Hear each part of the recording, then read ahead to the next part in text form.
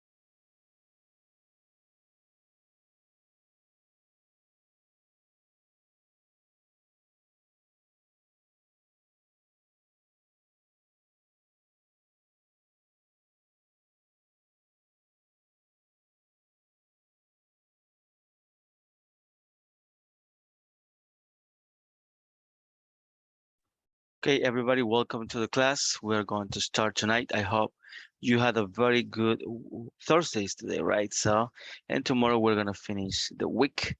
So, let's see how it goes. So, we're going to check the platform for first of all. This is it. So, tips on how to promote ethics at work. And this is the question for today. So, and we don't have like a homework for tonight. Remember that by next Tuesday we have to finish section 1 and section 2, and also the midterm test. So it's very important to move on that one. Also, let's remember that we need to the process to go to the next level has started this week. So if you send that information, or if you have the chance to ask your human resources department about the process of signing in to the next level, please do, so you are sure that you are going to be with us. So that is also very important. We are going to check the attendance, of course. So Ada Azucena Cáceres Mendoza. Good.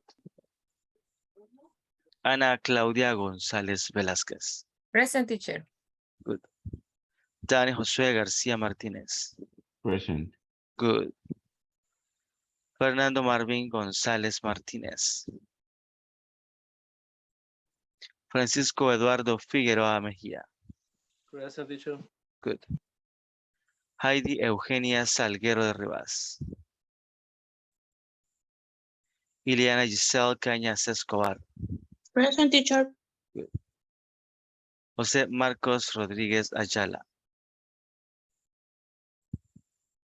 José Osmin Rivas Navas. Present, teacher. Good. José Wilfredo Ayala Sorto. Present, teacher. Good. Juan Miguel Bran Mejía. Present, teacher. Good. María Alejandra Barrientos Romero. Present, teacher. Ramón Enrique Mata Escobar. Roberto Luis Umaña Orellana.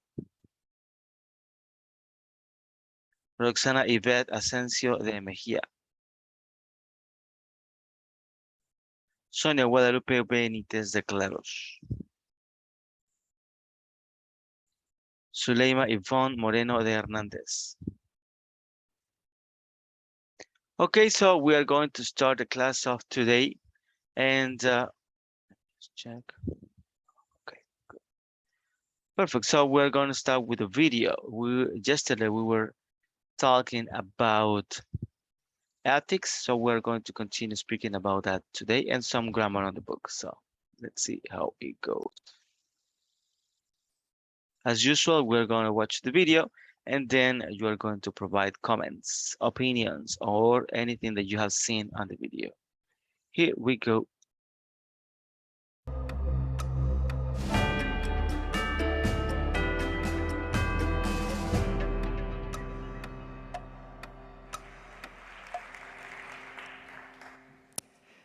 A couple of months ago, I had the opportunity to see Andy Fastow, former Chief Financial Officer of Enron, speak. He began his talk by saying that he was raised in a very ethical home, and that when he was at Enron, he thought he was a very ethical person. Andy also said he holds himself most responsible for Enron's $40 billion downfall, arguably the biggest business ethics scandal in history. For his role in that scandal, he faced 78 counts of fraud and spent 6 years in jail. Andy began his talk by holding his trophy for CFO of the Year in one hand and his prison card in the other, and told the story of how he got both in the same year. While some might see this as just another example of the greed of big business, my experience tells me that this leaves something out. You see, I too used to think I was really ethical. In fact, if there's anyone who should have been ethical, it was me. I studied ethics in university and spent 6 years working in the ethics office of a large corporation. As part of my role there, I routinely answered questions from employees. I was on the ethics side of the desk, they were on the business side, and because I wasn't actually in the situation, it was easy for me to say no. And then something happened that made me realize that the ethical choice isn't always clear, and that sometimes we don't do the thing we think we will do when we are actually in it. I went to do my master's in Utrecht University in the Netherlands. We routinely did case studies. One of these was about the ethics of egg donation. It was the first time I had ever heard the term, which, for those who don't know, involves an intense process where one woman donates her eggs to help another woman conceive. Things are relatively clear for known donors, where the woman is a sister or friend. But when it comes to the compensation of anonymous donors, the ethical waters get muddy. I sat at my classroom table, windmills out the window, and used my training in ethical theory to consider all the factors. I thought through the possible impact to the donor's fertility and the risk that financial compensation might hamper her ability to make an informed choice. And in response to this particular case study question about whether or not it is ethical to compensate an egg donor for her eggs, I said no. Fast forward 6 months. My husband and I returned from the Netherlands to start our next adventure, starting a family. When things weren't going as planned, I went to the doctor for some tests. I can still feel it. The feeling of dread in my stomach as we waited to see the specialist. A deep knowing that the doctor was going to confirm something I'd known intuitively for some time. Morgan, he said, tears in his eyes. Your tests confirm the diagnosis. There's a less than 5% chance that you'll get pregnant on your own. And if you want a baby, egg donation is your best option. It is one thing to say something is unethical when you're sitting on one side of the desk or writing a case study. It is something entirely different when ethics seems to stand between you and the thing you want more than anything you've ever wanted in your entire life. What I want to suggest is that ethics is rarely black and white, and that we have a better chance of making better decisions if we realize this is the case and dive courageously into the gray. The fact that Andy saw himself as ethical while at Enron, and that I found it easy to judge situations as unethical until I was in them myself, teaches us something important, which is that as humans, our motivations are mixed. We are both moral and self-interested, and this means two things. First, we often don't see the ethical aspects of our decisions. And second, we often don't make the decision we thought we would, even if we do. So, why does this matter? It matters because individuals and corporations are making far fewer tangible improvements in ethics than we would be if this was understood. So, even though it feels like we're going a world away from Enron and egg donation, I want you to stick with me as we look at the implications of this in my world, which is no longer ethics, corporate ethics, but the ethics of fashion. A few years after returning home from the Netherlands, I took a sewing class. My first project was a blue dress. I chose the pattern, cut the fabric, pinned and stitched it. And as I did so, I began to think, embarrassingly, for the first time, about who made my clothes. This question led me to start The Garment, a company whose mission is to change the face of fashion by connecting women and responsible brands. We search the world to find the beautiful, quality, responsibly made pieces. We shoot these garments on real women of all colors, shapes, and sizes, and we connect them to our community members with a discount. And we do almost all of it on Instagram. Instagram is growing with shocking ferocity and is, in my view, the new mall, with a strong potential to be an ethical one. There are hundreds of thousands of people interested in buying ethical things, hundreds of thousands of companies who consider themselves to be ethical, and hundreds of thousands of influencers connecting them over the internet. This is great, you might think. We can use this to help shift the fashion world from one that is fast and excessive to one that is slower and more sustainable. Not so fast. Think back to what we learned at the start about how difficult it is for us to see the ethical aspects of our decisions or make the decision we thought we would, even if we do. So let's look at the implications of this for the three main players in this new fashion economy: influencers, consumers, and brands. First, influencers. Last fall, social media influencers arrived, decked out, cell phones in hand, to a beautiful storefront in Santa Monica to attend the launch of a new luxury store called Paylessy. Unbeknownst to them, it was actually a trick, and the store was filled with $35 Payless shoes. "They're elegant and sophisticated," said one influencer, holding up a shoe with a $500 price tag. "I could tell they were made from high-quality material," said another. Now, I don't think these influencers were misleading people intentionally. It's just that the fancy store, paired with the fact that they were being compensated, made them actually think the shoes were pretty good. Next, let's look at consumers. Show of hands, who here thinks sweatshop labor is wrong? Yeah, me too. Well, what if I told you that in all likelihood, both of us are pretty willing to toss that out the window when we see something from a sweatshop that we want? In her study titled "Sweatshop Labor is Wrong Unless the Shoes Are Cute," Neeru Praharia showed that where before seeing a cute pair of shoes, people, like us, simply say that sweatshop labor is wrong, whereas afterwards they modify their morals and justify the purchase. They do this by telling themselves that the sweatshop labor results in jobs that wouldn't otherwise be available to people in poor countries, and also in products that wouldn't otherwise be affordable to low-income people. Sound familiar? Yeah, I've done it too. Lastly, let's look at brands. Many of us are familiar with the term greenwashing, which is used to describe brands that exaggerate their environmental commitment. In recent years, I have watched size washing grow. This appeared to be the case last year when a well-known sustainable brand announced their launch into the plus-size market with an inclusive sizing collection. The move was celebrated by plus-size women around the globe.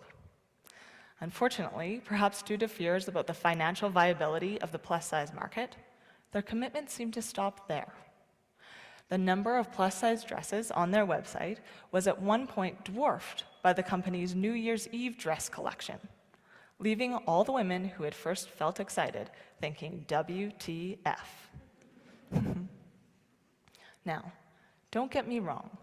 I'm not criticizing these three players for behaving the way they do. I'm only using them to show that most times, because of our desire to either make or save money, and our perception that ethics is a threat to that, those of us who think we're pretty ethical don't always live up to our own standards. The effect of this in the fashion space is this. Influencers are so swayed by their compensation that we can't really trust them. Consumers will only buy ethical fashion if it's cheap enough and right in front of them. And brands make the ethical changes they think they can afford and publicize the hell out of it. The result is that the cycle of relatively poor quality, fast fashion continues. This is discouraging. And, thankfully, we can do better. I built the garment on the understanding that ethics isn't black and white. And my experience tells me that we have the best chance of building a better story if we acknowledge the tension between ethics and self-interest and dive vulnerably into the gray. Here's what this looks like when I'm standing at the mall. I know that I'm a person who says, like you, that sweatshop labor is wrong. I also know that the fact that these shoes are cute is going to make me want to think that buying them is okay.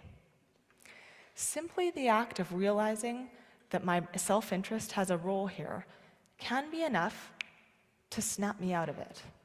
I can remind myself of this at the mall, but also at the office when I'm preparing my financial results, or when standing in a group of friends trying to decide whether to speak up after someone tells a racist joke, or when I'm standing in front of the kitchen sink trying to decide whether to wash out the peanut butter jar before putting it in recycling.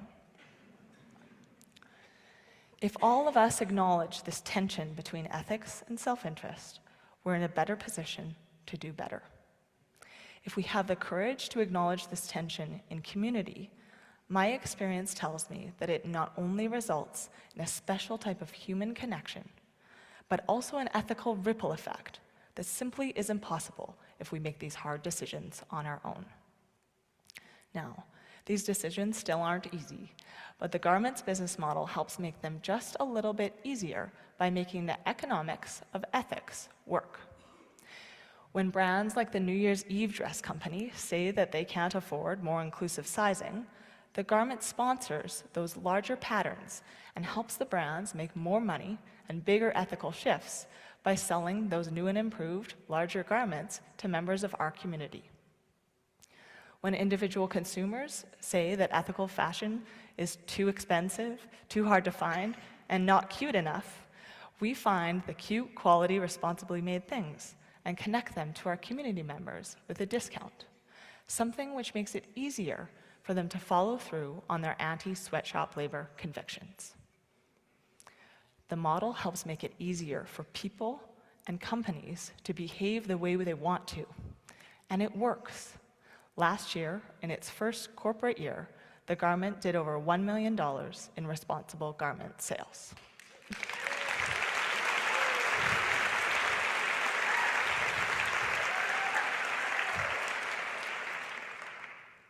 I want to come back to Andy from Enron. Intrigued by how someone as smart as Andy could get himself in a situation where he spent 6 years in prison, I sent him a message. "Hi, Morgan," he responded. "Yes, I don't think the challenge is getting people to do the right thing. 99% of us always want to do the right thing. The challenge is even realizing we have this decision to make. What we've learned here today is that that's hard to see because of our self-interest, and that we can be better when we realize this is the case. Speaking of which, you might be wondering what happened with the egg donation. We spent the first few months after our appointment with a specialist grieving. Then I acknowledged the tension between my ethical concerns for the donor's well-being and our self-interested yearning for a baby, opened my heart, and dove in. I emailed a friend from the Netherlands who has her PhD in bioethics, and together we drafted a series of robust questions about compensation and informed consent, which my husband and I proceeded to ask every clinic we looked at. In addition to questions about ethics, we also asked them questions about their success rates, and didn't stop until we found one with high levels of both. And, in case you're wondering, it cost more. The quality and ethical things usually do. So, that blue dress I told you I made in the sewing class, it was for my daughter.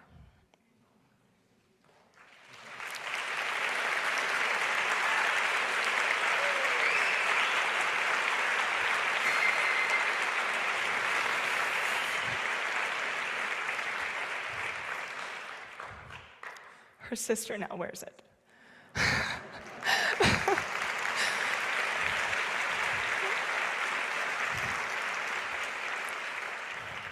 And because of our dive into the gray, we have not one wonderful daughter, but two. Thank you.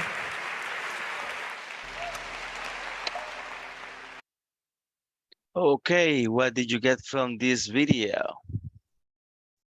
My God, every day I feel like I'm in a class of philosophy, wondering good. about my life, my soul, my beliefs.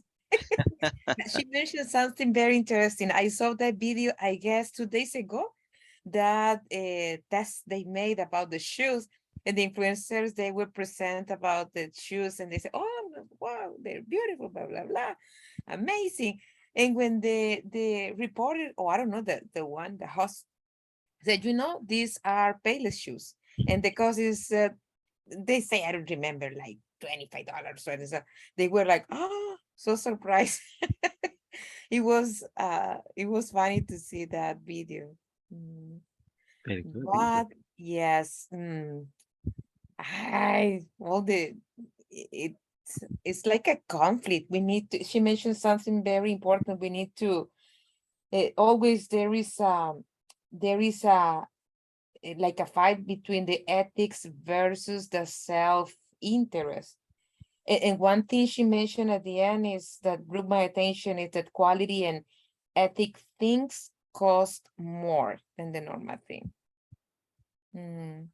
But it is interesting, her point of view, but yes, on a daily basis, we always are pointed to make decisions. Sometimes they are ethics, sometimes they belong to our self-interest, but it's hard. It is hard to decide always by the rule of ethics. That is my point of view. Perfect. Thank you, Ana Claudia. Actually, that is true. And what she said is, and what you mentioned as well, is very interesting. I mean, ethics is very important. I mean, everybody is willing, we want to make the right thing. But it's not always like that, because it's the self-interest, is what I want, is what I need, or what I believe I deserve, that is fighting with the ethics. So it's difficult to take the right decision all the time. Maybe most of the time we are able, but there are times when it's kind of difficult. So good. Any other comments or opinions on the video?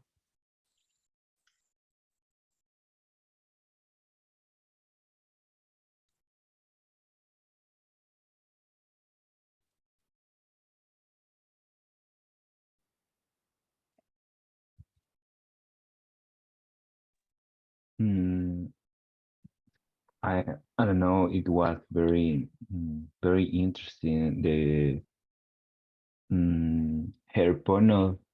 Her point of view of the ethical things. We think that we are all the time ethical, but it's not always true, as she said.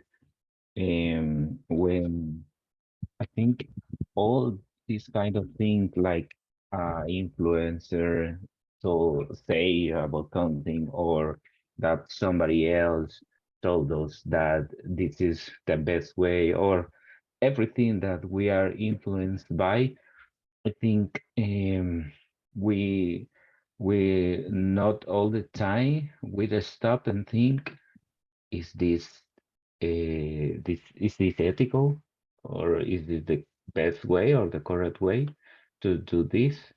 I think there is a lot of things that influence in our behavior, and this is determinate if we are ethical or not, even though we don't um, realize that that sometimes we aren't. Good, perfect. Yeah, actually, that was something maybe for me was the thing that mostly attract my attention, right? So we believe, we really believe that we are always ethical, that we always take the right decision, that we're always right, or the most of the times, right? Uh, but it's not the case. I mean, everybody believes they're ethical. I mean, dictators, politicians, people that steal money, they believe that they are being ethical, that those are opportunities that they can take. Actually, she says in the video that she was speaking with somebody at Enron, that is one of the biggest scandals that happens in the US about money stealing and getting money from the employees and a lot of problems.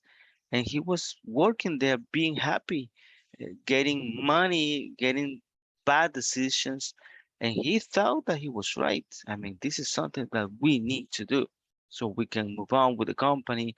I will move this money from here to this, and then I'm going to compensate. I mean, that happens. That happens a lot, and happens in all the levels. Yeah, for example, on the news, for example, I was reading about a piece of news that a mother was very, very sad and angry because his son was killed. He was assaulting other people, and she was saying she didn't hurt anybody. She was just stealing something. I mean, but that is unethical, right? But she thought that that was normal. So, and everybody, as individuals, we have different levels of ethics. And the other problem is that based on self-interest, those levels sometimes move, right? Sometimes we say we are ethical. I am a correct person, a right person. But what happens when a very difficult decision comes? What are we going to do when it comes to help somebody or to lose money in our business, or I don't know, many things. So it's difficult, and I mean, it's difficult to take the right decision all the time. And we always make mistakes. We always think in ourselves or our families. And sometimes we go beyond ethicals for different situations. So that is a very interesting thing. That is true, right? Good. Any other comments or opinions on the video?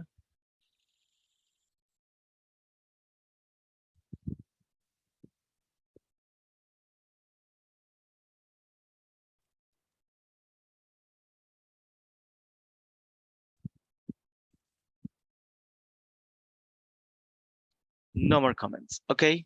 I have a question for you. Do you believe that, I mean, imagine that you have a person with values that you believe are unethical according to society, according to almost everybody's values. Do you believe those people can change their mind if they were educated, or if they have beliefs that are very strong and that they believe that they are right, even when the society says they are not right. What do you think about that?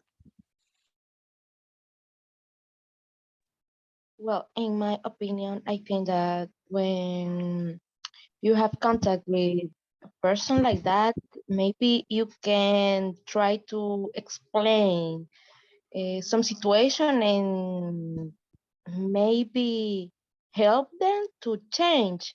But if that person can't understand that he or she has a problem, he never will change. So the first one step is maybe help them, but it's more important when he or she try to understand that something is happening with them to change. But if they don't understand that, I think that they never will change. Okay, very interesting. Actually, I agree with you. Sometimes it's possible to provide reasons, to try to make them understand the reasons why, or different points of view with different techniques and strategies. But sometimes it's not possible to make them change their mind, right? For example, imagine that you're speaking with a person that is racist. Is racist, and he believes that one race is better than the other one. Those people never change, almost never. Mhm.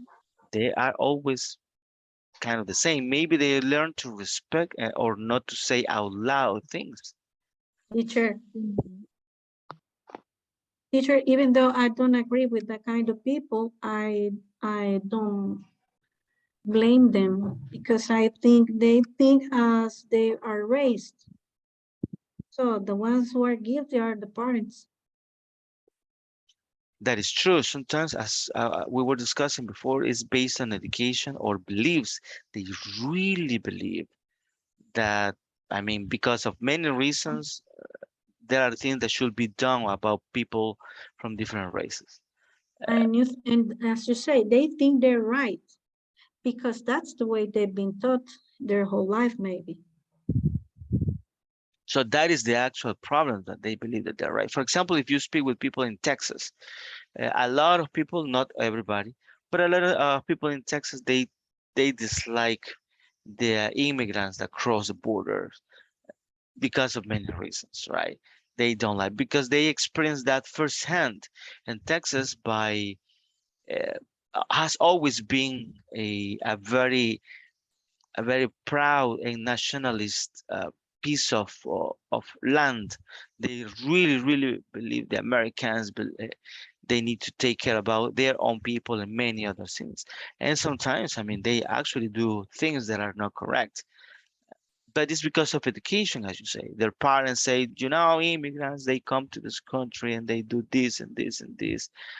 And that is the real problem. So they are taught that way and they really believe that way. And at the end, sometimes it's not possible to make them change their mind. The only thing that we can try to do is to make them understand that they need to respect. I mean, it's not the same to think something than to go out and hurt other people. Like, that is totally different. But yeah, I mean, and that kind of thinking, that is something that everybody has. I mean, for example, I believe in the last module we were discussing about some topics like this, and we were saying sometimes you experience that there is somebody coming through the door to your office or to your company. There is something about that person that you don't know what is it, but you don't like that person, and you don't know that person. I mean, most of the people, maybe you will be able to go and get to know that person and then say, okay, I don't know why I felt that way before, but now everything's fine. But that happens. Sometimes there are situations, people say things, they do things that we don't like, and sometimes we feel negative about, we have some negative feelings or thoughts. So that is part of human nature. Of course, it's not the same to feel that a moment than just to get resent the whole life or anything like that. That is totally different. But there are things that happens that is totally complicated about human nature. Have you ever read or have you ever listened to this? It's a book. It's a very interesting book that is Dr. Jekyll and Mr. Hyde. Have you ever read about that one? I haven't. What is it about? Okay, it's a very interesting book. You know, when I was like 13 years old, I was reading about that one and I found it fascinating. And according to the book, well, first of all, Louis Stevenson, that is the author of the book, he says that he was looking for a new idea for a new book and he didn't know what to write about. But one day he dreamt that.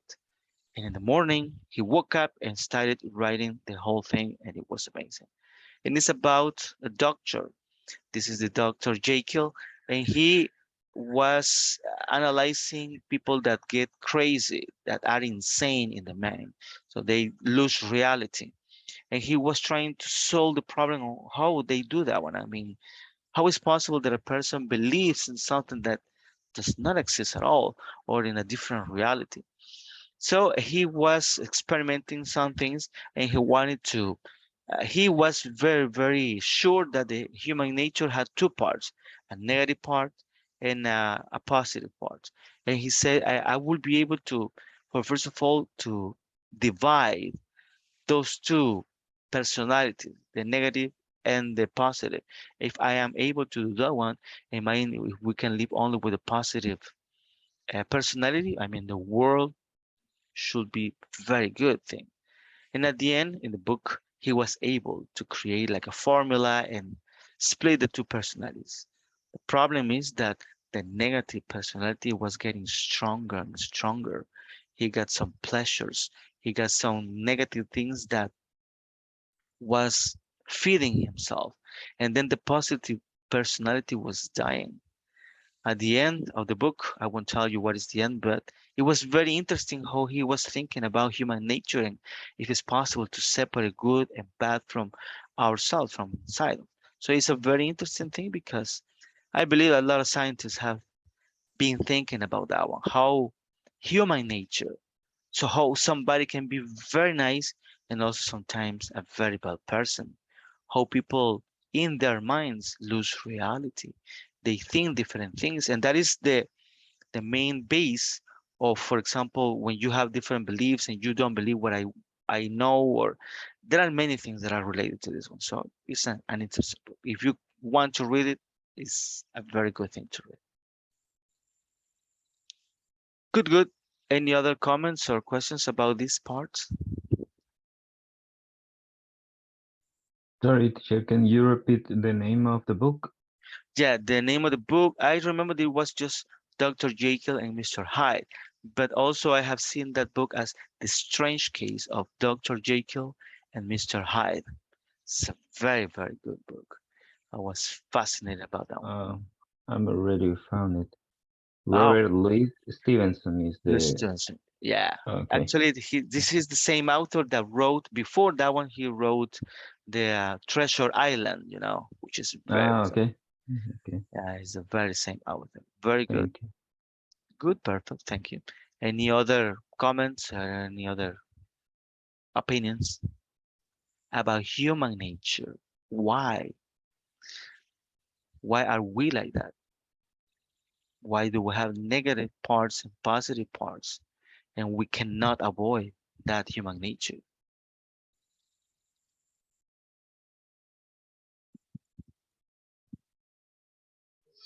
Maybe some bad experience in the life um,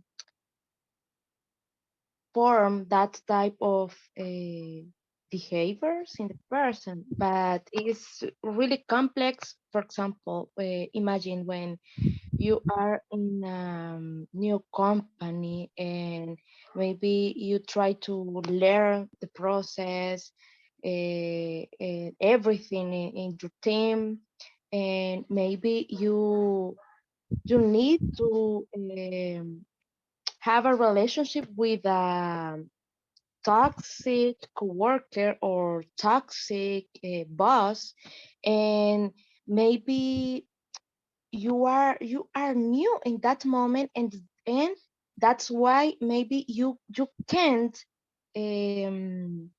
mention something about that bad situation.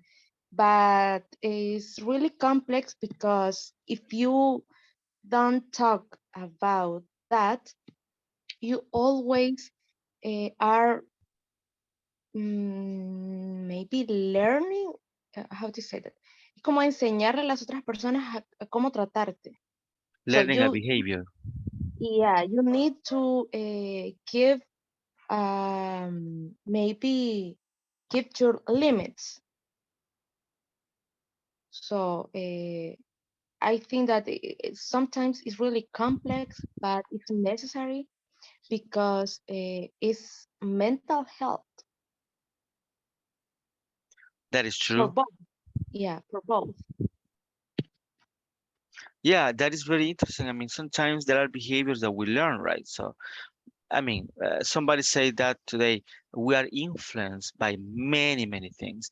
The media, movies, books. Maybe books are not that influenced nowadays, but a lot of things are influenced.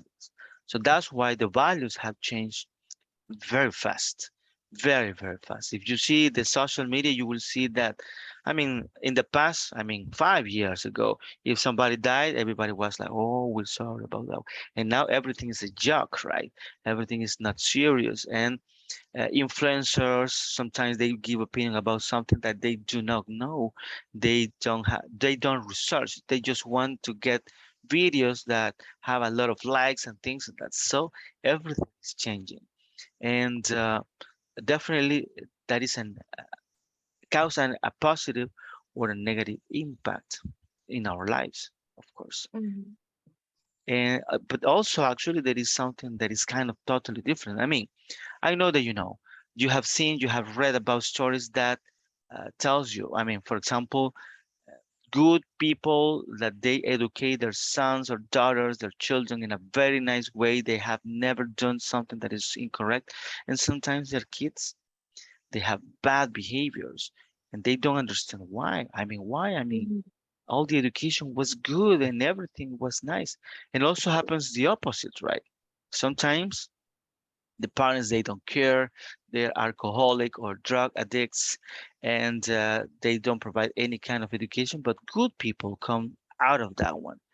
They are nice, they don't get drugs, they have jobs and careers, and they have families, and they are very, very nice, totally the opposite of the environment.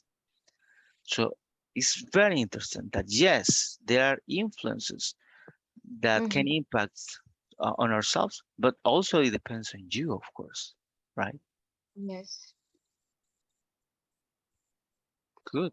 Any other opinion about this?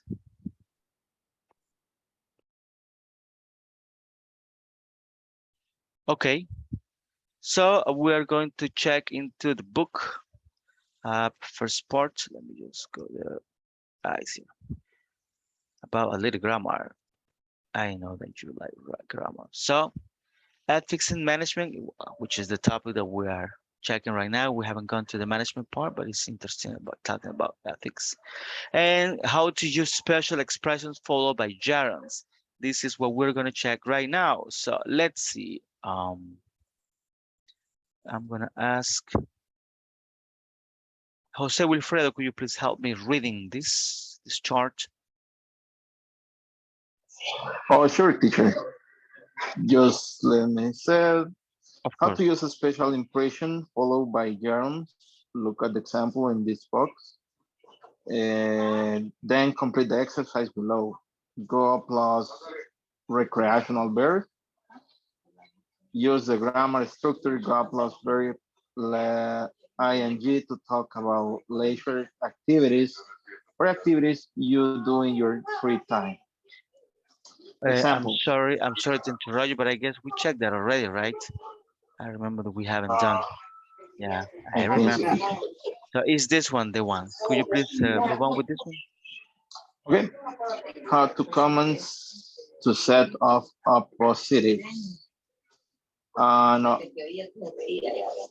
a positive is a word or word group that defines or that identifies the noun or noun phrase preceding it. Examples: Jerry Lee, the CEO of the company, is always doing the possible to promote ethical behaviors at work. Then our boss, who leads talks on employee honesty, will get an award at the end of the year for this exemplary actions. Let me see. Yeah, exemplary actions. Then the more emotionally healthy executives or measured on a battery of tests were more likely to score high of ethic tests. A positive can be essential information or extra information. Only a positive that are extra information are separate from the rest of the clause by commas. CEO Kevin Clark is in the meeting with the employees next week on the encourage participation in ethics programs. Kevin Clark is necessary to help identify CEO, so no commas are used. Perfect, thank you. So these are a positive. So, and a positive is like a word or a clause or a group of words that defines or identifies the noun or noun phrase that precedes it. So, for example, Jerry Lee. But if you want to say who is Jerry Lee, so Jerry Lee, the CEO of the company, commas to separate them. It's always doing the possible to promote ethical behaviors at work. So in this case, we can delete that part that identifies the person, and at the end you understand the whole thing. So the meaning of this specific thing is going to be to identify who is Jerry Lee, right? So for example, in the second one, our boss, who leads the talks of employee honesty. So in this case, we're identifying by who is our boss. You can also use a different kind of clause. For example, the man that is always on time in the company. You can use that kind of situation to express or to use it as a positives. The other one says the more emotional health executives, as measured on a variety of tests, were more likely to score high on ethic tests. So you are identifying the the executives in here, uh, providing information about those. On the last one, CEO Kevin Clark, I mean, we are saying that one. So this is like the subject, the regular subject. We are not going to use commas here because we're talking about CEO Kevin Clark. So that is all together. It's going to be kind of easy, but I don't know if you have questions about this.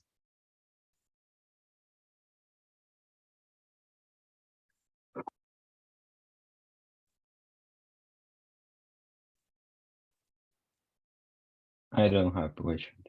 Okay, perfect. So let's move down and we're going to do exercise 9. Read the sentences below. Decide if some of the phrases are appositives. Then add commas if necessary. Compare your choices with the classmate. So there are 6 sentences. We're going to check into those. I will give you a few minutes and then you will tell me how it's going to be. Okay, so let's do this exercise together.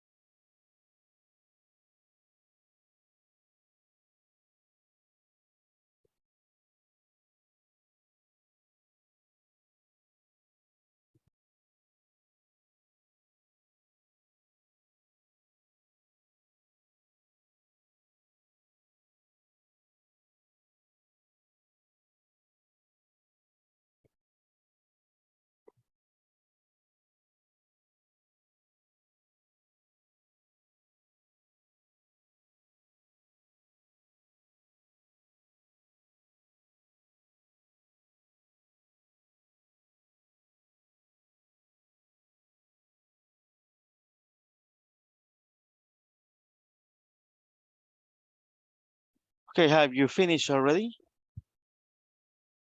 Or do you need a little bit more time?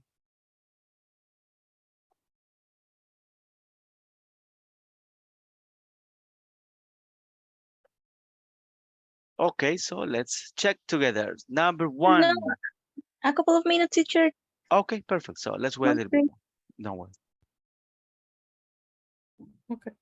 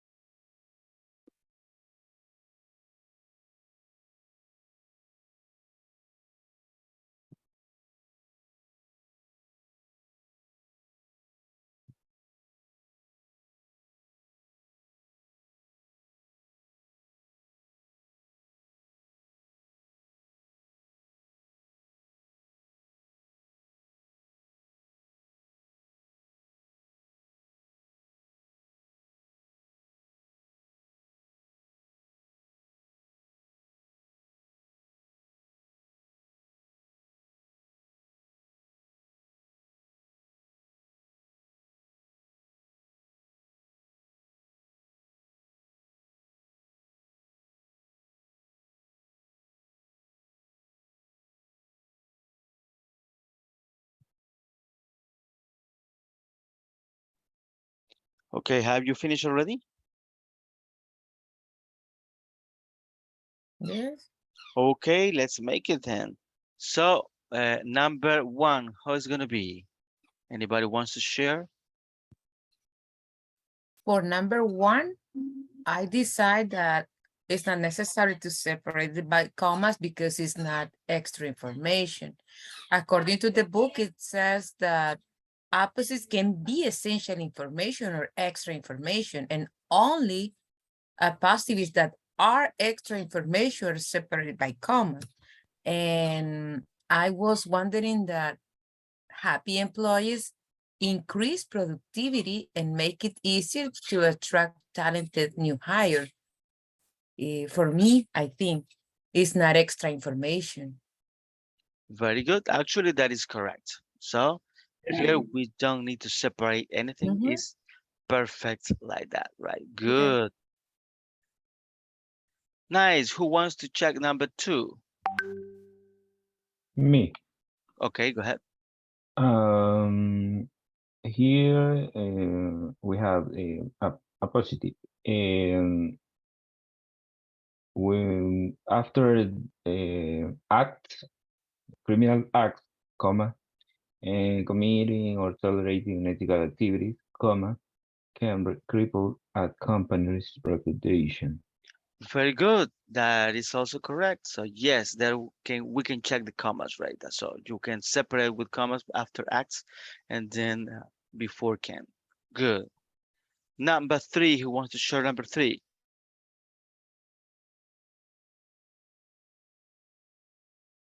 Me, teacher. Perfect. Go ahead. Not putting up with bad behavior, comma, like harassment or discrimination, comma, can make work more enjoyable for employees. So that is a positive. Very good. Perfect. So that is it. So we are able to use commas here to separate that one. Nice. Very good. Number 4, who wants to share number 4?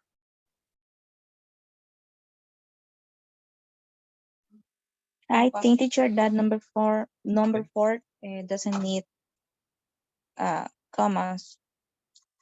Okay. So many of the best management practices currently on trend are easier to achieve if the company acts ethically. Yeah. And what if we put currently on trend? For example, I was thinking many of the best management practices, comma, currently on trend, comma, are easier to achieve if the company acts ethically. If I think currently on trend sounds like an additional or extra information. I don't know if I'm mistaken.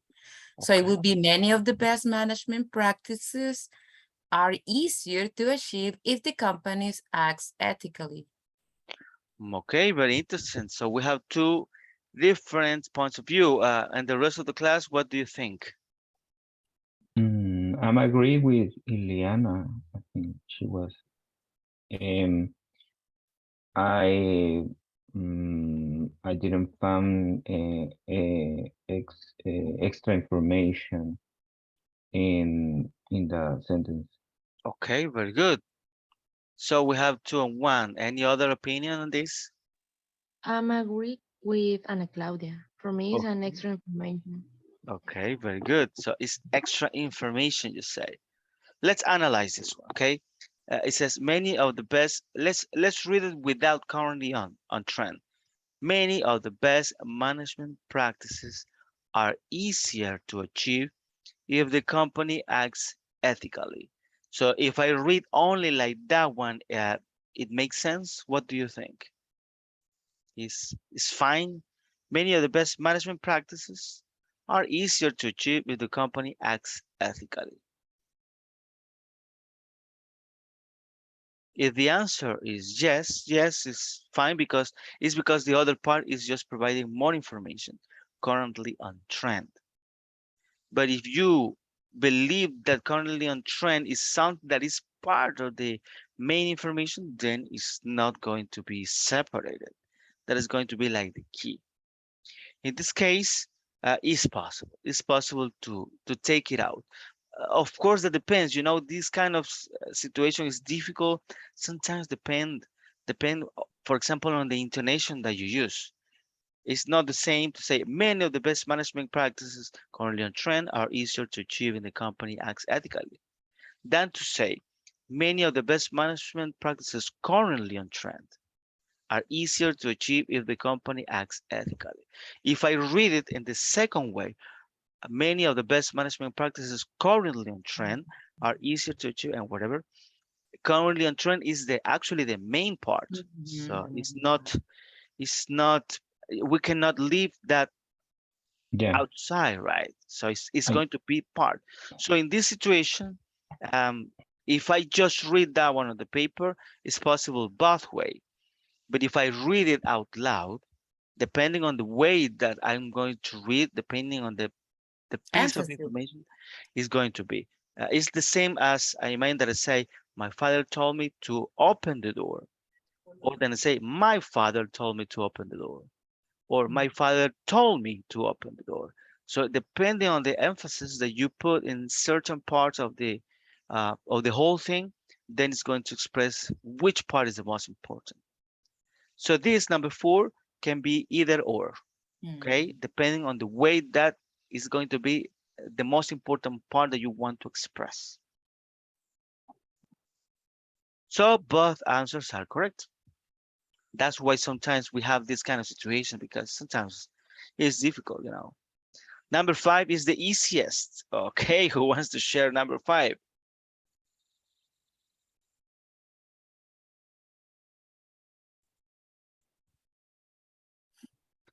That is actually the easiest, don't you think? Yes. So anybody wants to say the answer Can there? I? Of course, go ahead. Okay. Okay. The economy benefits, comma, in the words of the expert, comma, when companies refrain from using dirty tricks to crush competitors. Okay. So we can remove it. The economy benefits when companies refrain from using dirty tricks to crush competitors. Definitely. So it's already done there, right? So that was it. Very good, perfect. Thank you. Last one, number 6.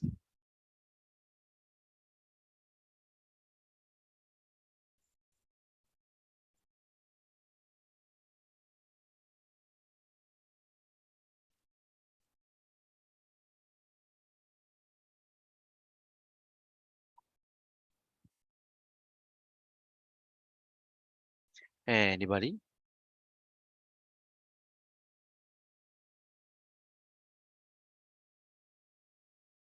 Maybe like this.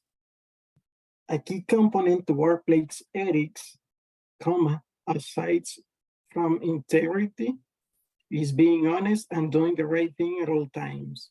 I agree with him. And the second comma, what is going to be? After integrity. Yeah. After integrity. Okay. Integrity.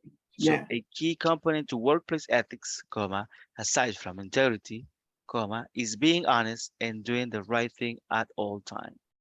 Okay, that is correct. Very good, perfect. So that is it. Remember that these kind of situations, maybe you don't feel it like very important. I mean, it's like in general something that is very basic, but it's very important whenever you are going to design and write an essay. So in the future, whenever a teacher tells you, okay, you are going to write an essay, all these rules are going to be very, very important, okay? Good, I'm going to check the attendance because the time has come. Let's see, here's it. Ada Susana Cáceres Mendoza. Good, perfect. Ana Claudia González Velázquez. Present. Good. Jani Josué García Martínez. Present. Good. Fernando Marvin González Martínez. Present. Good. Francisco Eduardo Figueroa Mejía. Present. Good. Heidi Eugenia Salguero de Rivas. Present. Good. Ileana Giselle Cañas Escobar. Present, teacher. Good. José Marcos Rodríguez Ayala. José Osmin Rivas Navas. Present, teacher. Good. José Wilfredo Ayala Sorto. Present, teacher. Good. Juan Miguel Bran Mejía. Present, teacher. Good. María Alejandra Barrientos Romero. Present, teacher. Good. Ramón Enrique Mata Escobar. Roberto Luis Umaña Orellana. Roxana Yvette Asensio de Mejía. Present. Good. Sonia Guadalupe Benítez de Claros.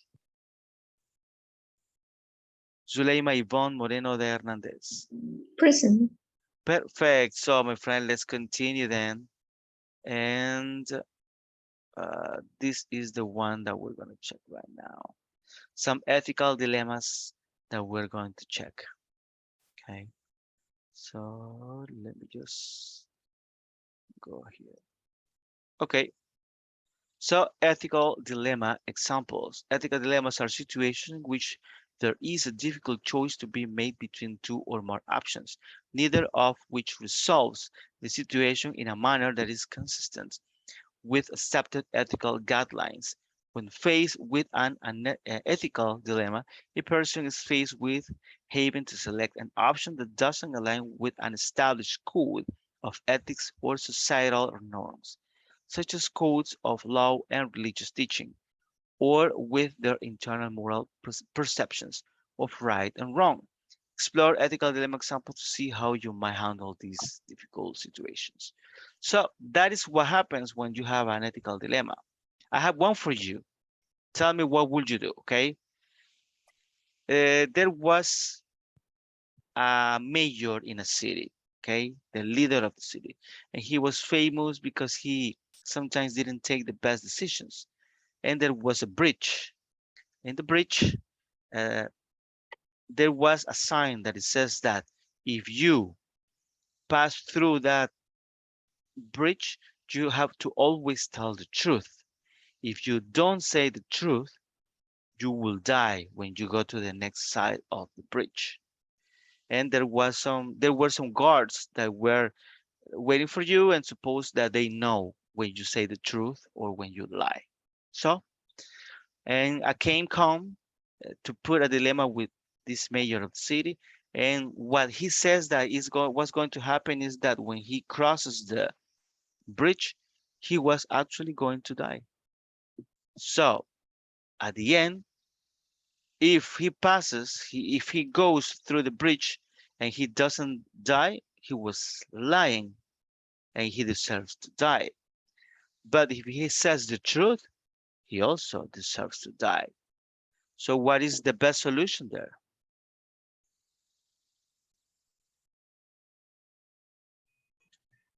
Sorry, I didn't get it, teacher. So anyway, Okay, he was going to die? that's the thing, that for you to cross the bridge, you have to tell the truth. Uh-huh. This man said there in front of the bridge, when I cross the bridge, I'm going to die. So if the guards didn't kill him, then he was lying, right? And he deserves to die. Mhm. But if he says the truth, he doesn't deserve to die. What will you do?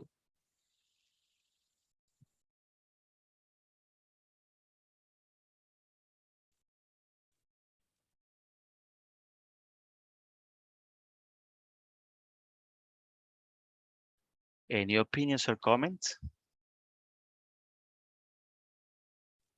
I'm sorry, I didn't hear that the very beginning. It's not clear to me why you have to pass the bridge.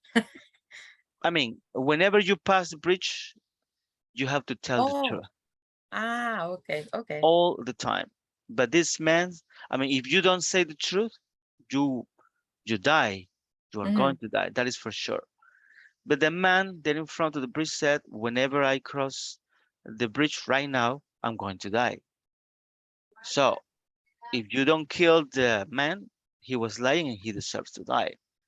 But if he says the truth, then you need to kill the man. So because he said the truth, right? He has to die. But if he thinks that if he go through the bridge will die because he's going to lie. Exactly. He Okay. has to face the consequences of his acts. Very good. That's a very nice point of view. So if he really decided right, so he deserves to die. Any other opinion? We have two opinions that are kind of the same here. So anybody has different option there? Or everybody agrees on this one? What do you think? I will refuse to pass the bridge also. Well, that would be the best, right? But at the end, he went to the bridge and he said that I'm going to die when I cross the bridge. Oh my goodness. So. Maybe because he's going to lie, right?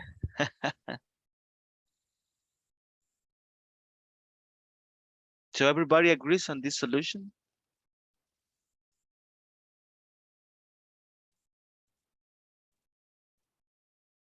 Yeah. Okay. So I will tell you what is the solution that was on the book. Okay. It's not on this reading that we're doing right now. These are different. At the end, the mayor of the city said, okay, you will be allowed to pass the bridge and you will live. You won't die. And everybody actually was saying, but why? He said that he was going to die. Because he then- was honest admitting that. Well, maybe that one. But at the end, the mayor said, I mean, if you have two options, and I mean, if one of the options is to do good things to other people, you have to choose to do good things to save the people. So I decided to save the man, even when he says that he was going to die, because he says the truth, and at the end, he deserves to live. So that's why the logical of that man, right? Makes sense. Okay, very good. So ethical dilemma situations. Let's see, Danny, could you please help me reading the first part? Yeah, sure. Ethical dilemma situation. First paragraph. Okay. Yep. Ethical dilemmas occur all too frequently in everyday life. There is rarely a clear answer regarding right and wrong. Instead of being able to rely on external standards, people have to rely on their morals and values to navigate such situation. A storytelling approach as introduced by Lawrence Colbert in 1913 theory is often used to encourage people to think through possible outcomes and consequences of ethical dilemmas. Okay, very good. So this is like an introduction, and Lawrence Colbert, he designed a way for you to decide what is the best outcome for this one. Okay, so here is a dilemma. Let's see, Giselle, could you please read this dilemma about Michael? Of course, teacher. Michael had several friends, including Roger and Daniel. Roger has recently met and started dating a wonderful lady named Phyllis. He is convinced this is a long-term relationship. Unknown to Roger, Michael observed them at the restaurant several days ago and realized Phyllis is the wife of his other friend Daniel. Oh my God, drama. Yeah, this is a drama one. This is about personal relationship, but sometimes that happens, right? I believe that everybody will have been in the middle of a situation when you see people on this side and people on this other side, and there is a conflict, and only you know, right? So what do? Do you tell Roger or you don't tell Roger?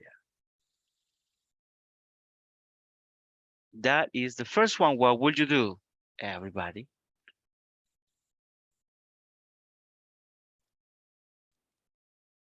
Of course, Roger and Daniel, they don't know each other. Only Michael know both. But what would you do?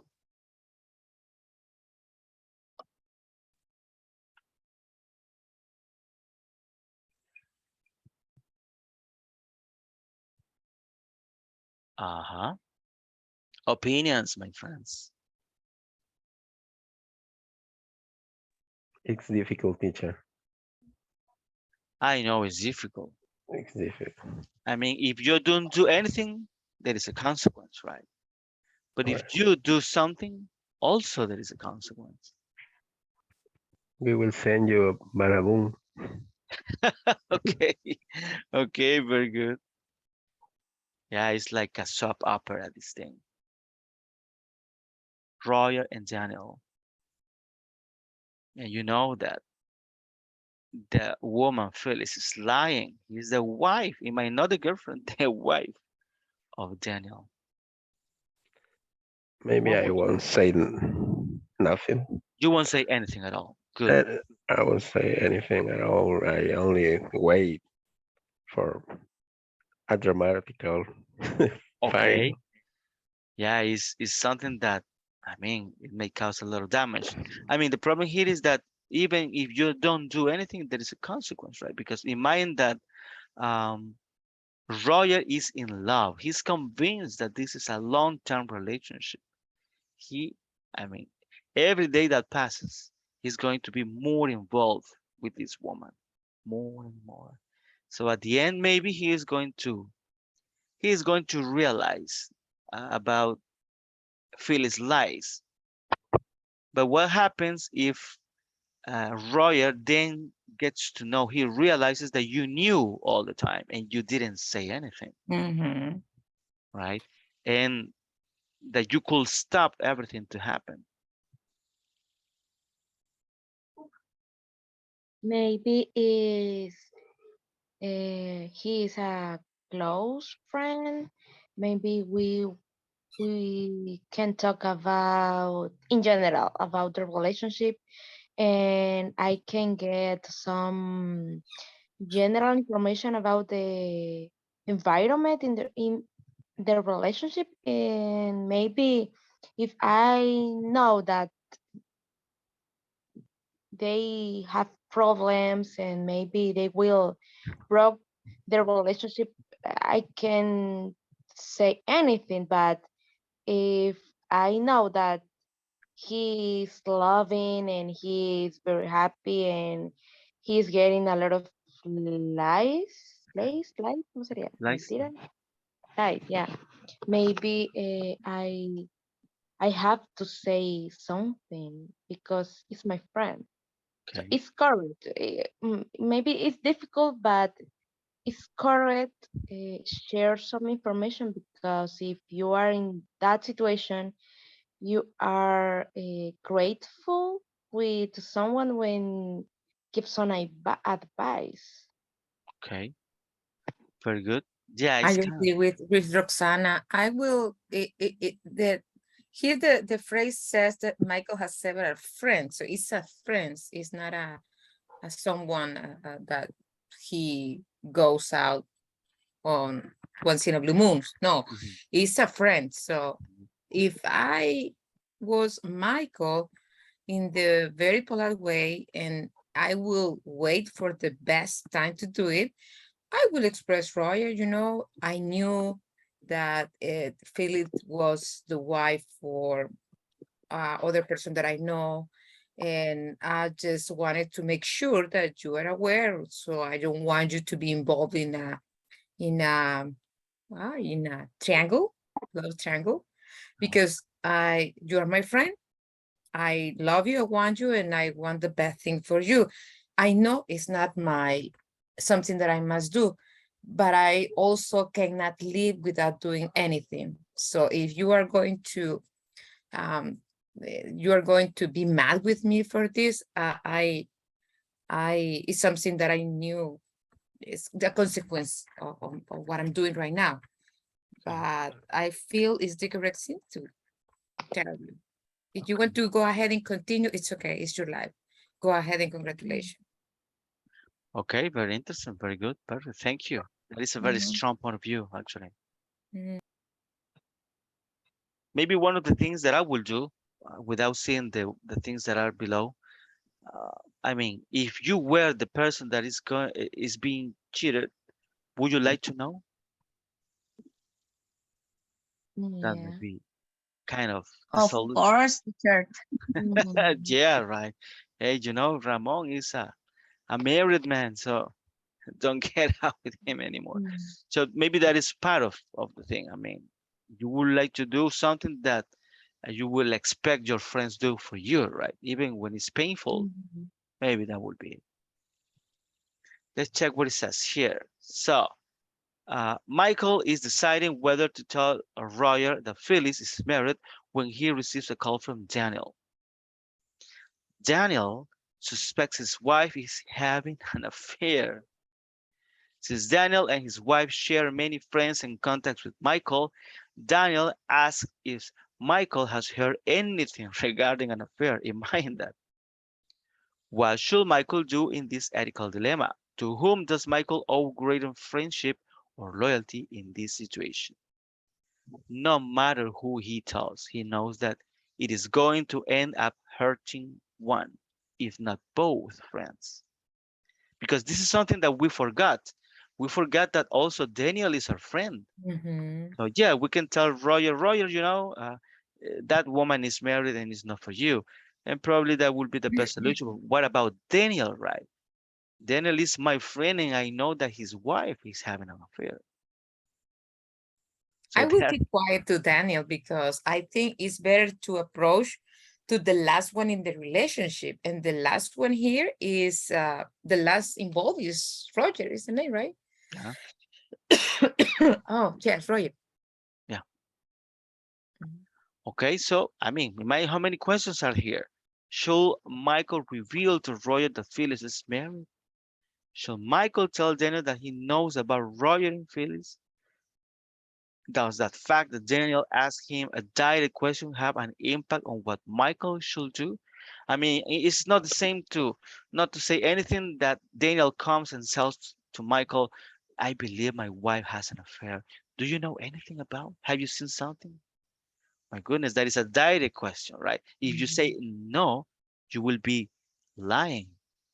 No, but if remember, if it's, I'm not sure, it's not for sure that I know by heart that they have a relationship unless that I saw them kissing or hugging or something else. But even though in that situation, I will feel not correct on my side. I would prefer to talk always to the last one involved in that relationship. Okay, interesting.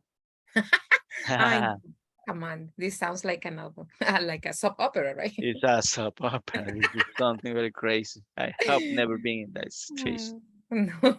Should Michael speak up to both Daniel and Roger? Does he remain silent and hope his knowledge never discovered?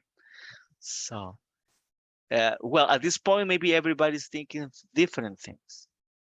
And that is the level of ethics that we have, right? For example, myself, I will tell Daniel and I will tell Roy, both. I will do that. Yeah. I mean, if What they are will you very do? good friends, Man loyalty, right? I mean, it's not good. It's not good. I mean, maybe in different ways. I mean, if you say to Royer, it's different. I mean, because if you say to Royer, it's like that woman is married, get away from her. You will find somebody that is better for you and whatsoever. But to Daniel, it's totally different situation because they are married, right? Maybe you are going to end up a marriage. So even Wow, so I will decide to tell him, I will manage the situation in a different way. I believe that she has an affair and I believe that I have seen her with another man. You should go and discuss with her why this is happening. Try to discover if you still love each other or something like that. I mean, try to fix things, but you need to go and tell her that you know that she has an affair. Um, that's what I will do. I know that so many people they wouldn't do anything because let's see that in Latin America it's like that. In Latin America it's like, oh my goodness, I know this is happening, but I can't tell anything. You know what I'm thinking also that Hispanic, we are Latin, we are like, if this situation happened, I don't think this couple can talk and figure it out and resolve their issue. No way. Yeah, Because neither her or him will be able to forget. Maybe they can forgive, but not forget. So yeah, that thing will be always on their mind and will come up in any other situation few years later, stuff like that. Maybe American society, yes, they could fix it, and because they are not like us, like Latin Americans. yeah. So remember, I don't know how to say this in English, machismo. Majesty. Yeah, that is. Machismo is present, even though we think it's present in Latin American people.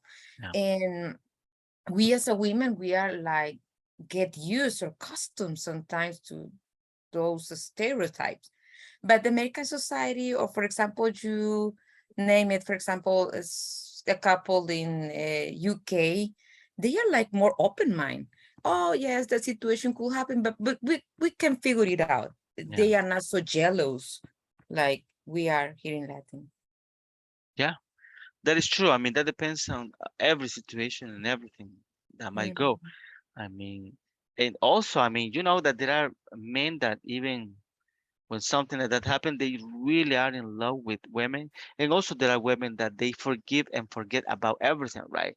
Depending on the Mhm. personality. So many things are involved in this Mhm. situation.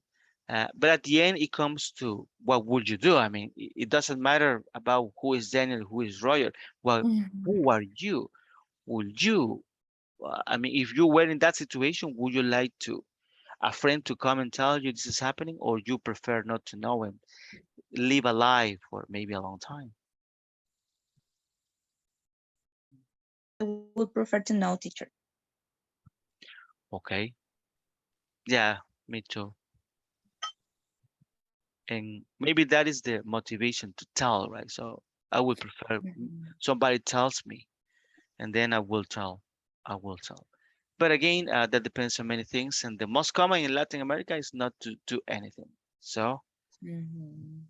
that is like the most common on these kind of situations, because at the end, sometimes what happens, and that is true, you go and you speak with your friends, and at the end they don't talk to you anymore, and they continue Mhm. married, right? And Exactly. you are the villain of the of the story, not them. Mhm. So that happens. That happens a lot. Okay, interesting. Let's move to the next one. It says here, who wants to help me reading? Let's see. Uh, Fernando, could you please help me reading the last paragraph?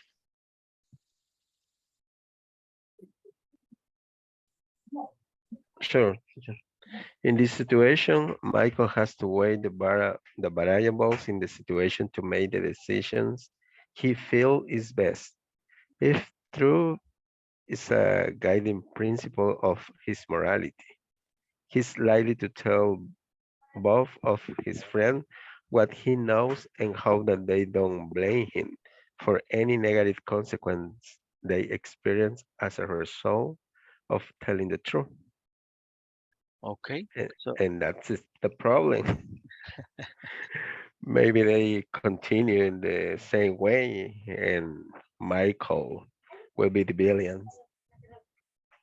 yeah, that happens. I mean, in Latin America happens a lot, that one, right, Yeah. Fernando? I mean, that's why nobody gets involved in anybody else's relationship, because at the end you are the villain. And if you're not the villain, if we are still friends, I mean, every time that I see Michael, I will remember that, right? It's like, oh, I remember that part of my life. So Nowadays it's easy and an anonymous post on Facebook yeah. with the picture. No, I want to share with you that in my life, I know at first hands two situations. I know these two couples, they are married. Um, I know and that one of the couples, my friend, is she's my friend, the wife, but ¿sí cómo se pronuncia? No, engañar, Cheat. cheat her husband twice. She has two girls, two children, and he's not the father. They have different fathers. Even though I know the truth, I never will mention that. That's a secret that I keep until I mean, I will die with that. I know because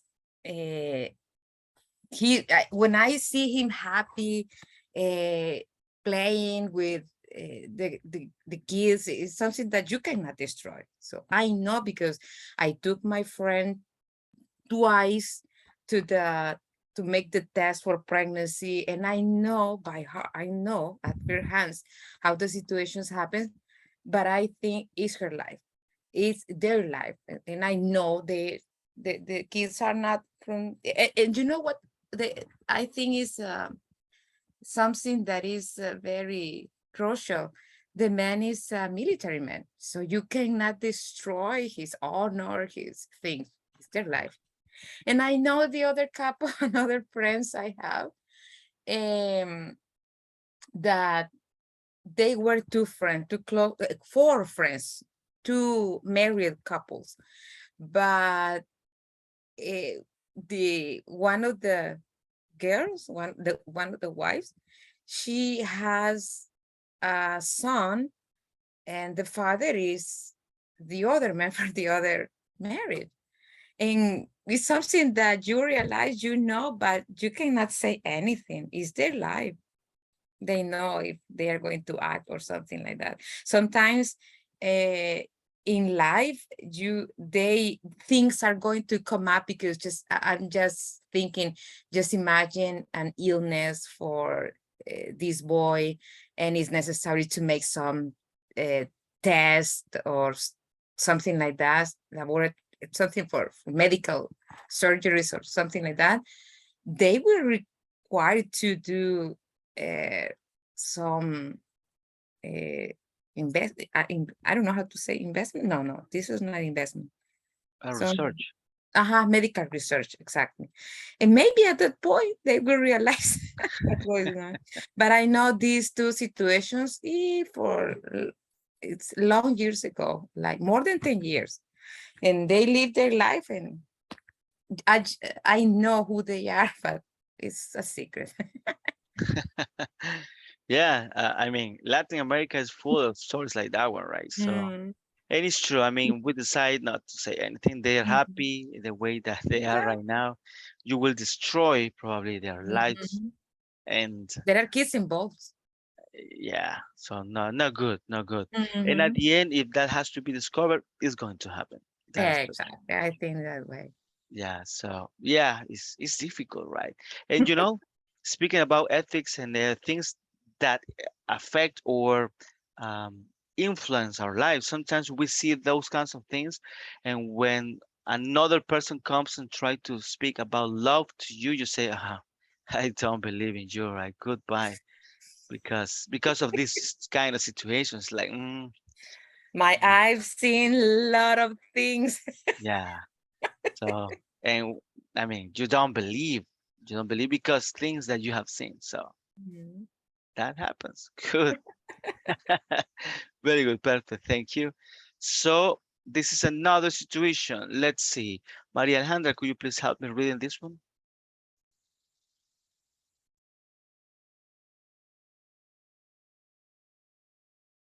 Hello, Maria Alejandra. Sorry, teacher. Okay. I didn't hear. Starting life or death impact. Yeah. Life or death impact. Consider a situation in which a group of people are enjoying an outdoor adventure together. One person gets stuck in the only way in or out of an enclosed space, such as a cave.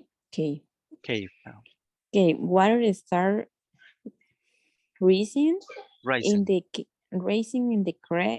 cave due to high tide or heavy rainfall.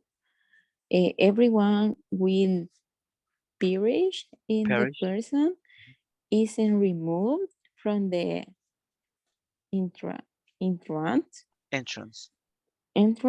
There is no way of removing the person who is stuck so that individual will survive. Okay, am I in this situation? So you are outside, let's say in a cave, and one person gets stuck there in the cave. And if he doesn't move from the entrance, everybody's going to die. And the only way for you to remove the person, I mean, he's going to die. If you remove it, he's going to die. What would you do?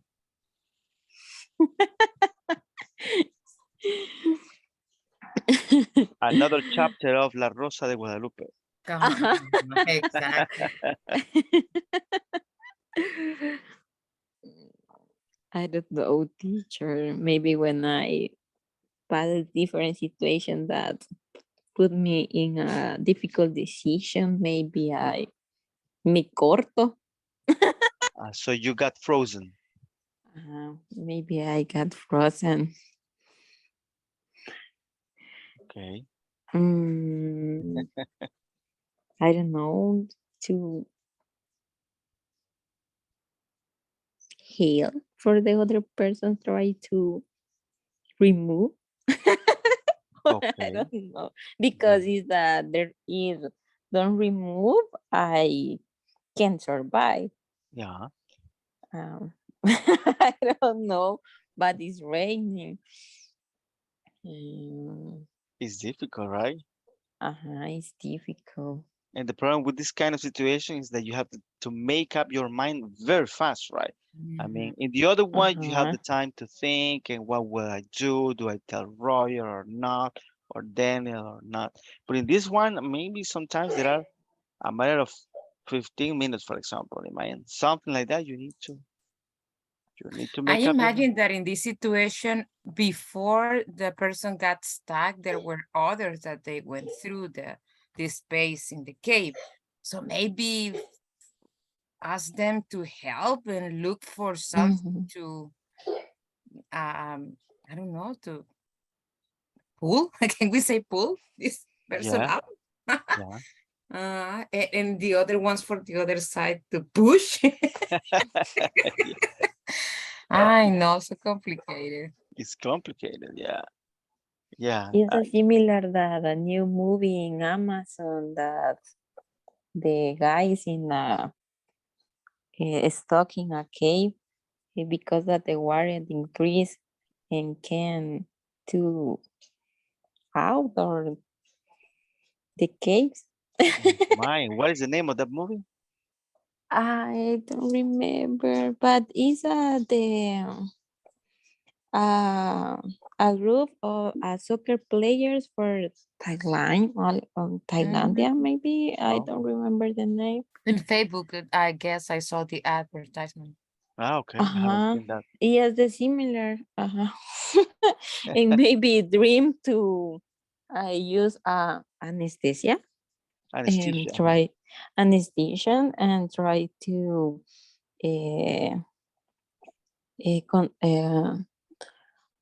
all the guys or that I don't know. Tenía como laberintos la cueva, no sé cómo decirlo. Oh, there were lots of caves inside. Okay. Very difficult, and only a specific person try to do these parts of the cave, but for to save the life. Okay. Maybe. I try to remember the name of the movie, but that's similar. Oh, it's very important because if we see the movie, we can answer this dilemma right here. Okay. I don't know. That's similar that say that Ana Claudia. Okay, perfect. So yeah, we maybe in this situation, the very first thing is to try to find a way to help the person that is there stuck, right? Any other opinion on what would you do in these kind of situations? I think, teacher, That's before why the gorditos must have be the last one. I'm sorry? That's why the gorditos must must be the last one. Okay. Okay. That is a good one just before, right? Fernando, you were saying something. I think that before you take a fatal decision, you can try to help this person.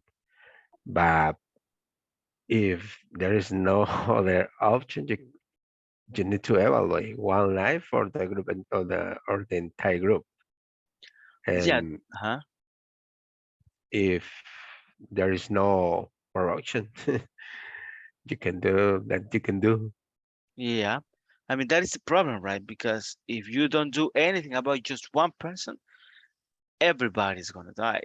So it's a difficult solution.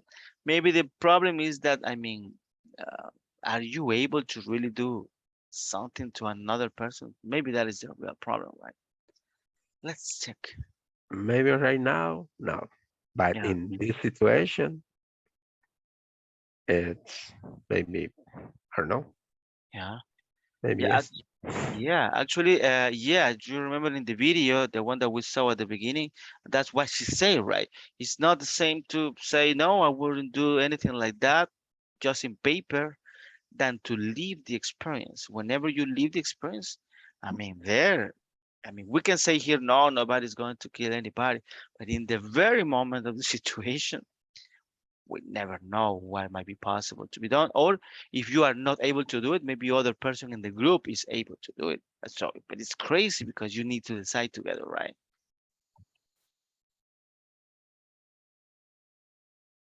Okay, so it says, let's see, who wants to help me to read one? Heidi, could you please read the bullet points?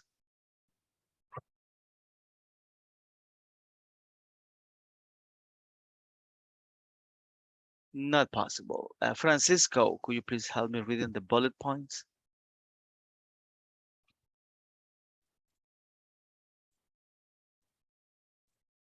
Okay, teacher. Okay. From here, from the group. The group. Okay, teacher. The group has to make an extremely difficult decision. Do they take an extreme action that will cause a member of the group have life? Or do they do nothing,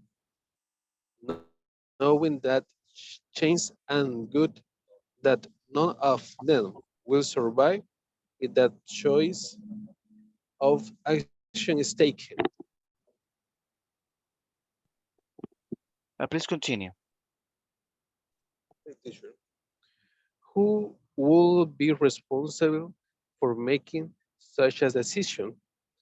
It is a different if the person who is stuck offered to sacrifice herself versus member of the group suggesting that she be eliminated.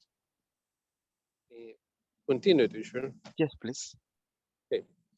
What are the consequences of facing such as an extreme moral dilemma?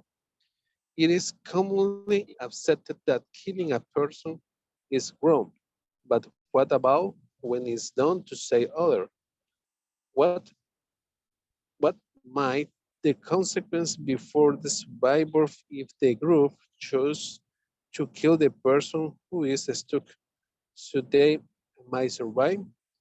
Will there be legal consequence? What about kill? Very good, perfect. So this is the thing, right? So, I mean, yeah, we have the chance to survive, but who's going to make the decision? Are we going to vote or anything like that? Everybody's going to be responsible. And who is actually going to kill the person, right? So that is another thing that is not easy. And at the end, it might that you decide to kill the person and move on. So how are you going to feel after that one? And I mean, are there going to be any legal consequences? I mean, police are going to come for you, or you are going to decide not to tell anybody that that is a secret, like in the movies, right? And well, like in the movies, one person sometimes is going to say something, so there will be consequence, not only by the actions that you made, but also to keep a secret. So it's very hard, this one. Okay, so it says this one is the most, well, allow somebody to read. It's going to be better that way. Hold on. Marcus, could you please read the last part, the last paragraph? Okay, the last scene from this is one. Yeah. Or, yeah, okay. This is one of the most extreme moral dilemma. Example, as well as an ethical dilemma. The choice between actively causing one person death or allowing people, including oneself, to die. Someone following a utilitarian approach to ethics would like choose to eliminate the person who is stuck, as this philosophy is based on choosing actions that result in the greatest good for the greatest number of people. Someone who focuses primarily on the authenticity of each individual life. However, will not consider harming the person who is thought to be a valuable option. Very good, perfect. So that is it. That depends on many things, right? For example, do you remember this movie, Batman, Batman Forever? I don't remember the one where the Joker gets in two boats, um, a lot of people in one and some convict criminal in the other one, and they had like a button to kill the other people. I mean, but if they don't kill the other, at the end, the Joker was going to kill everybody. So they had to decide. That was a dilemma that was very similar to this one. What do we do? Everybody had to agree on killing the other people on the other boat, but to leave or to wait for them not to do anything about it.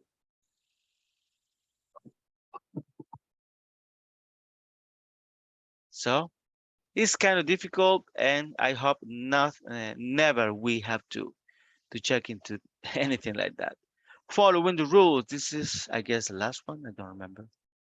Let's see. Who's going to read? Juan Miguel, could you please read this one? Okay, teacher.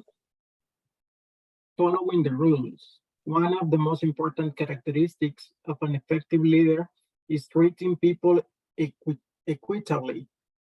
This involves fairness and consistency, including regards to applying the rules to everyone equally. What should a coach do when a few superstar players get caught breaking rules that should lead to their suspension from the team immediately before a big game that is very important to the team? Okay, please actually continue with the first two bullet points. Okay, if the star players don't play, there is a good chance the team will lose.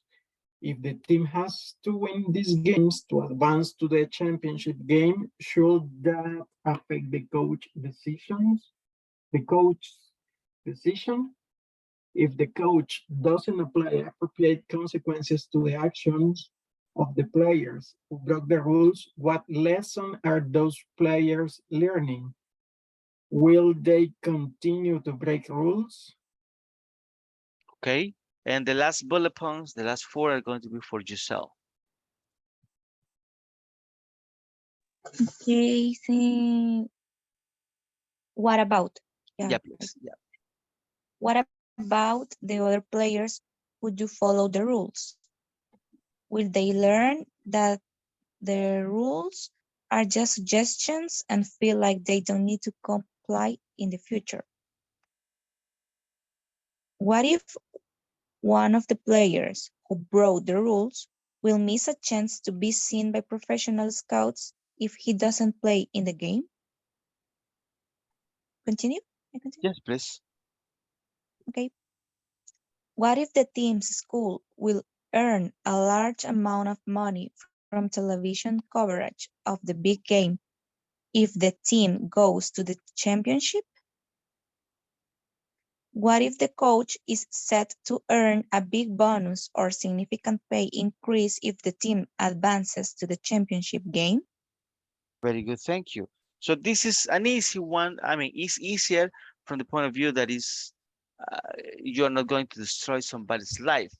But look at how many consequences a decision can make. I mean, for you, for your team, for the future of some players, for the future of the championship, for your job.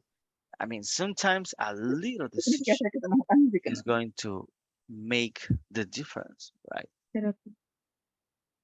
So what would you do? Would you get the suspension to the team players or not? Anybody? It's kind of complicated. I think. Pero tampoco soy tipo como. I think it's complicated because if No, let's see. This kind of decision is crucial because you are in a team, okay? In a team that have support from the team itself, from the public, maybe from sponsors and many other things, okay? So in sometimes like this situation, I think people try to evaluate what is the decision who affect the less to the team and all the consequences. If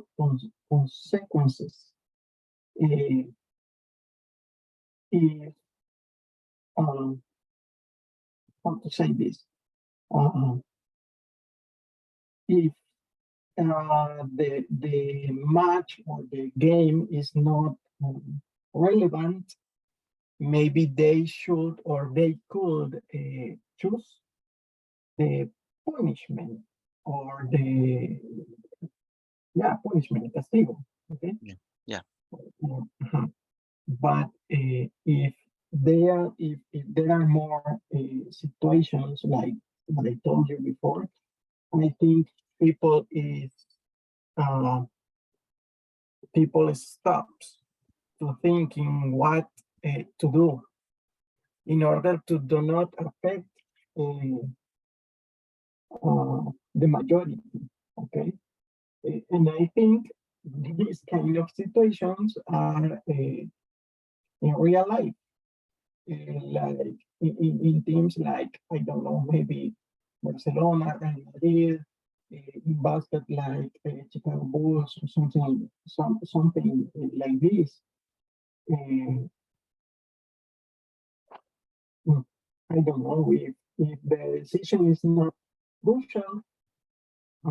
No, if the decision to suspend this guy or these guys is crucial, maybe they should think como más detenidamente. I don't know how to say this. With more time, yeah. With more time, I think. Okay.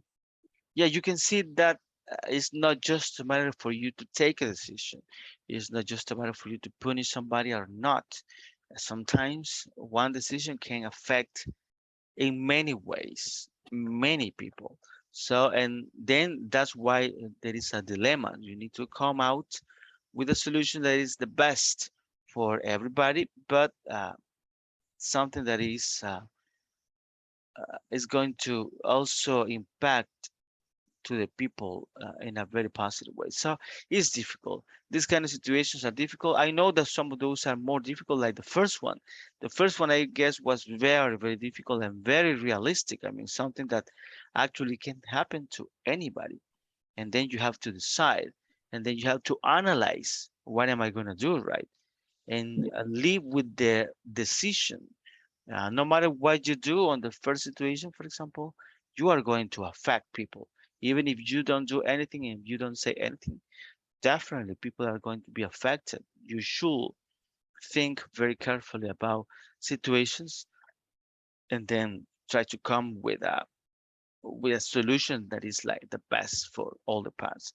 That's why sometimes at this point, I mean, it's not just a matter of good or bad, right? It's about right or wrong. What should be the right path that I can go through? So the most of the people are happy at the end, or the best that is possible at the end.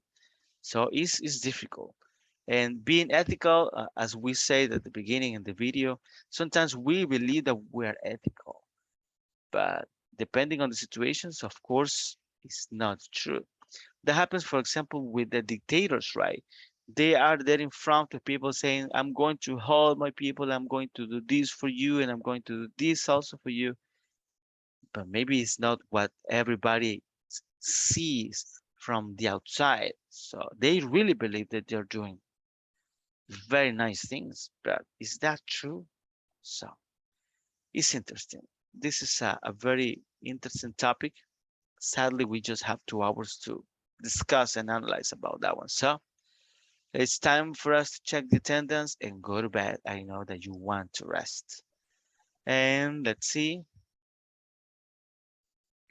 Juan Miguel for you is the 101 of today. Okay, teacher.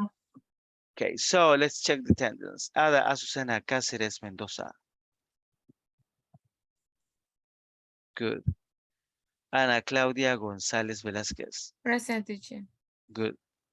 Dani Josué García Martínez. Present. Good. Fernando Marvin González Martínez. Present. Good. Francisco Eduardo Figueroa Mejía. Present, teacher. Good. Heidi Eugenia Salguero de Rivas. Present. Good. Ileana Giselle Cañas Escobar. Present, teacher. Good. José Marcos Rodríguez Ayala. Present. Good. José Osmin Rivas Navas. Present. Good. José Wilfredo Ayala Sorto. Present, teacher. Good. Juan Miguel Bran Mejía. Present, teacher. Good. María Alejandra Barrientos Romero. Present, teacher. Good. Ramón Enrique Mata Escobar. Roberto Luis Umaña Orellana. Roxana Yvette Asensio de Mejía. Present. Good. Sonia Guadalupe Benítez de Claros. Zuleima Ivonne Moreno de Hernández. Present. Good. Okay, my friends, it was a pleasure to be with you tonight. I hope you rest very well and see you tomorrow. Dream in English. Thank you, teacher. Good night, Thank everybody. you, teacher. Good night, everyone. Thank you, teacher. Good night, everybody. Night. Good night. Night. Hey, teacher. Yes, let me just. Just let me plug the computer Okay, to the electricity. of course.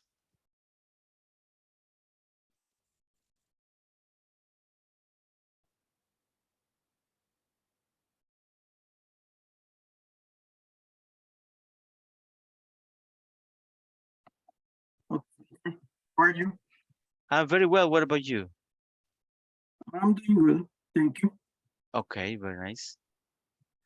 Okay, and how do you feel that you are moving on with the English classes? Do you feel you are learning something, getting something else, getting more fluency?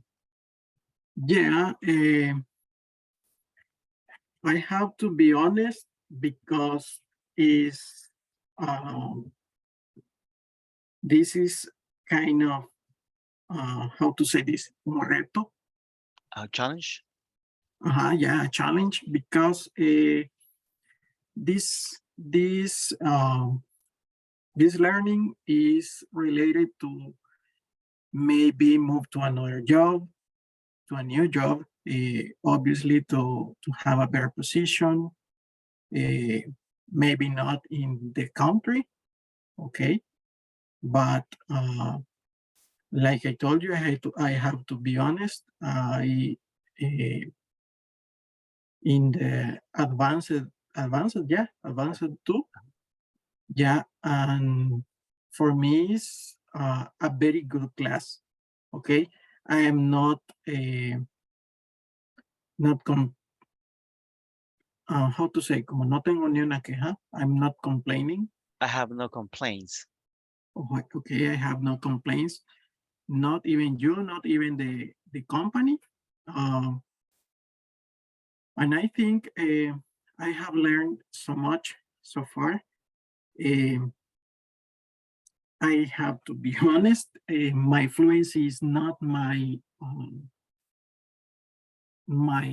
strong, yeah, but I can read and I can understand, but not my fluency. And when I am listening TV shows or movies in English, my listening is hard to how to say this, hard to como descifrar or something like this. To understand. Okay, to understand. So in the times that is possible, I have to check the subtitles in order to understand better the situations. But when not is like this, I have to be more or to pay more attention for this. A couple of years ago, I went to Trinidad and Tobago for a meeting related with my job. Most of people who were in this meeting were, I don't know is the correct word is wearing like headphones. Yeah. Headphones, because there were an interpreter. Yeah. But in my case, I surprised myself because people were talking about all the topics in all the meeting, and I understood very well. So I just I remember that I just thought about, okay, I'm not so dumb in this. So, but like I told you, my listening and my fluency is not my, como no es mi fuerte, it's not my strong thing. My strong things. I don't know. It's what I have to tell you. And sometimes I think I speak so much. So there are many days that I have to be quiet in order to the other students participate, but I don't know. I try to speak at least in my mind about what we're talking about, or we are talking in the class. But like in the movies, you make how to say this? You make a version of the situation, but when you are talking about, it's not what you imagine in your head or in your mind. So I try to talk, but sometimes I stay like because, like I told you, my fluency is not my strong thing. Mm-hmm. Okay, perfect. So your opinion is very nice. I mean, and well, my opinion is that you have advanced more. I really like that you speak a lot. That is very nice. So of course, I open the microphone for everybody. There are some people that they don't say anything if I don't ask directly, or if I don't do readings. So that's why sometimes readings are very important in the sports. But I mean, if nobody's talking, you are free to speak because you are practicing. Yes, I have seen, let me tell you my opinion. I believe that your English is very good. Your English level is very nice. I believe that sometimes you hesitate. You don't know one word and then you stop. But what you can do is this. Sometimes there are many words to say something. There are many ways. So try to get a little bit more vocabulary. You can read. It's a very good idea for you to continue watching things in English. That is going to be important. If you do not understand very well at the beginning, that is normal. But if you continue doing it, then in 3 months, for example, you are going to be very good on that one, and that is going to help you with the fluency. And yes, please continue speaking. It's very good, and your opinions are very nice. So I really enjoy when you speak. So it's something that I want you to continue doing. Okay. Okay, thank you, teacher. And like I told you before, I'm not any complaint, not about you, not about the academy. For me, I think 2 years ago, I was taking classes or taking lessons with another academy, but I think your particular method is better than the other one, because I have to tell you this like this. You encourage to all of us to participate. The other person in the other academy, yeah, he was encouraged us to participate, but I think he was more more calm down, okay? More tasks to do in the meantime, not reading, not talking, more things to do. And I think your method it's the best, because you encourage to participate, and obviously this is the main objective of this. Very good. Perfect. Thank you for your words. And yeah, that's what I try to do. I mean, it's very sad that some people, they do not participate. I mean, it's the only way for you to learn. It's the only one. Sometimes I ask punctually to people, but I don't like that way, because I mean, it's better when you want to express yourself and you want to say something. So anyway, sometimes I bring some readings because of that, because I want everybody to at least read something, right? But it's very good to hear your words, and also please continue. I mean, continue with those little things, and you are going to improve a little bit more. But your English is very good. I mean, you deserve to be here in the advance. That's good. Okay, thank you. I have a question. What is the next step when you complete all these levels in this module? What is the next step? Yeah, as I understand, you will be getting preparation for the TOEIC. TOEIC is going to be the certification that you are going to have at the end. It's like a test. Have you ever heard about that test? Yeah, the TOEIC, but I don't know if it's not the same that the TOEFL. No, it's different. No. Because the TOEFL, the main objective of the TOEFL is when you are going to go and study in another country. But the TOEIC is a certification for English for work. Okay, perfect. It's very clear for me. Okay, perfect. Very good. So that will be it. And if you need help at that point, I sometimes have done some preparations, so I can share with you some links for you to practice the test and things like that, so you are aware on what to do. So it's going to be very easy. Don't worry. Okay, thank you, teacher. Okay, perfect. It was a pleasure to be with you tonight. I hope you have a very good night, and of course, see you tomorrow. Okay, teacher. Bye-bye. Good night. See you tomorrow. Bye-bye. Good night. See you tomorrow.